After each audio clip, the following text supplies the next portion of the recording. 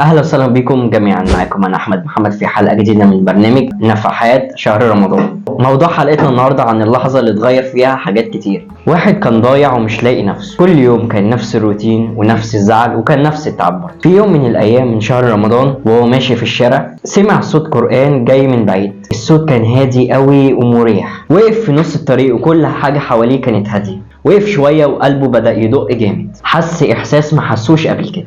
دخل المسجد وقعد في الصف الأخير. لما الإمام بدأ يقول الآيات حس إن كل كلمة داخلة قلبه كأن ربنا بيكلمه هو شخصيا. دموع من السكينة والراحة بدأت تنزل، دموع رجعت الأمل من تاني.